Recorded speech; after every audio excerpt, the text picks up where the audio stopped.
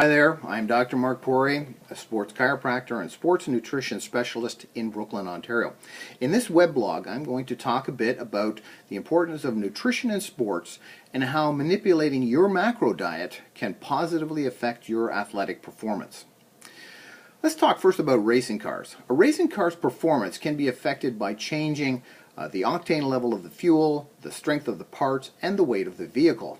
Well, similar to a racing car, the human body can also perform better or worse depending on its weight, the strength of its muscles, and the quality of the food you put in it.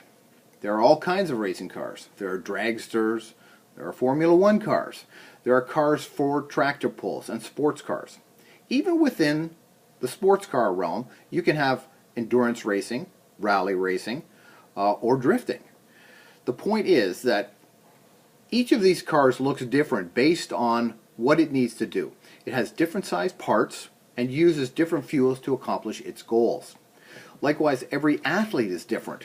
There are swimming athletes and running athletes. There are athletes involved in quick strength sports like shot putting, like weightlifting, 100-meter sprints, or even high jumps. There are athletes who compete for several hours over long distances, endurance runs. There are athletes who have to hold positions for long times, like downhill ski racers. There are athletes who must repeat movements over and over very quickly. So, like the cars, each of these athletes has a different requirement of their bodies. They may require long, lean muscles that can repeat movements for a long time, or they may need thick, powerful muscles that produce single, powerful movements. The engine in our bodies, the heart, the lungs, the muscles, operate on the same scientific principles as these racing cars. Since engines have different requirements to perform, they need different fuels, or foods in our case. There's no single formula that enhances performance for all athletes as was once thought. Over the last 30 or 40 years, there has been a great improvement in the understanding of various elements in our diets, what these elements do, and what elements different sports require. It was once thought that a pregame meal of steak, eggs, and milk were the best thing to eat before any competition. On the other side of the coin, it was also once thought that salads were a great part of a pregame meal because they were so light. It was common among food scientists that a diet which included the recommended daily allowance of fruits and vegetables was more than enough to supply every athlete with all the dietary requirements to compete at an elite level. What these thoughts did not consider was that high protein foods require greater amounts of energy and time to digest and are low in the actual energy that they supply. Salads, while healthy, contain very little energy and actually pull water away from the body into the stomach to aid in its digestion. Water that is needed in muscle function. Sucrose is a sugar that, while it provides energy, does so in a quick spike and then leaves the athlete in a negative energy situation. Fructose, a sugar form from fruits, has lately fallen out of favor among a lot of scientists as a source of sweetness. But as an energy source, it provides energy over a longer period of time without spiking like sucrose. Sports nutrition, then, is manipulating the foods we eat to provide fuel to develop muscles and repair tissue damage. To have an optimal source of energy, electrolytes, vitamins, fats, and proteins at the right time to be able to train and compete successfully. It is also a way of manipulating the ability of the body to form itself into the right kind of racing car so that you are not trying to compete in a tractor pull with a sports car.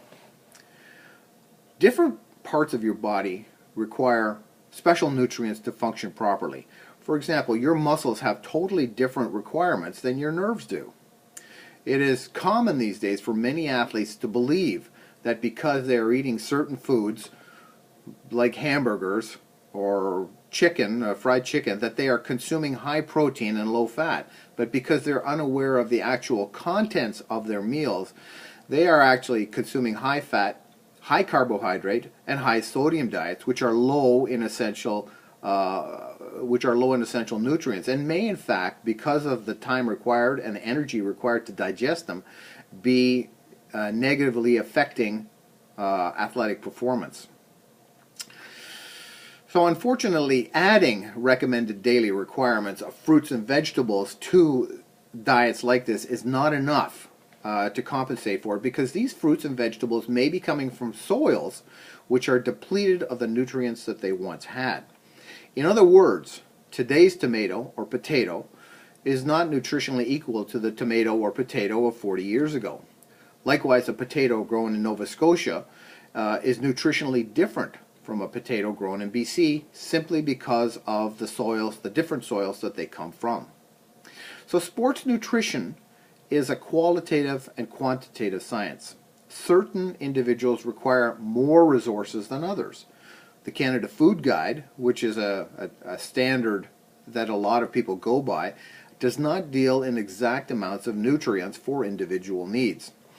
It was intended as a guide for eating various servings of different foods each day. It was intended as a guide to ensure survival based on a minimum of each type of food.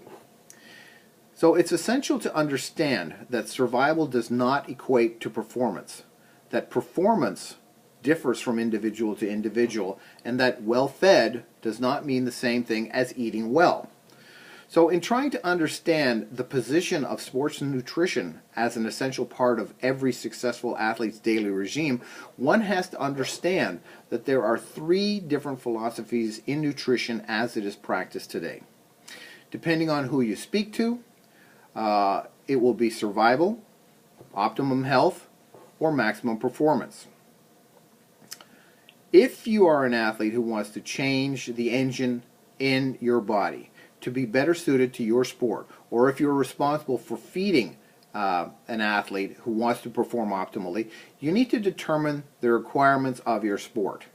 You need to find out what you are currently providing the athlete, and is it meeting their needs.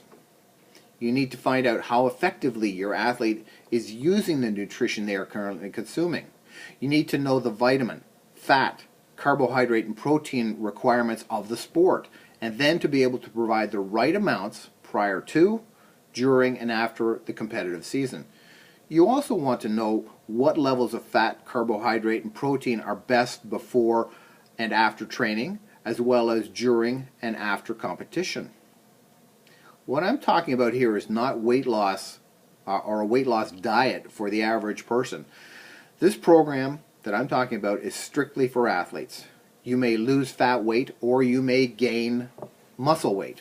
Your program will be designed so that you are the best possible athlete at your sport and your position that you can be without the use of any performance enhancing drugs or any other prohibited nutrients.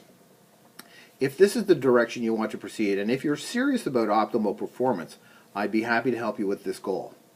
I'm Dr. Mark Poray, and you can get more information about this and other health-related topics on my website at www.drporay.com.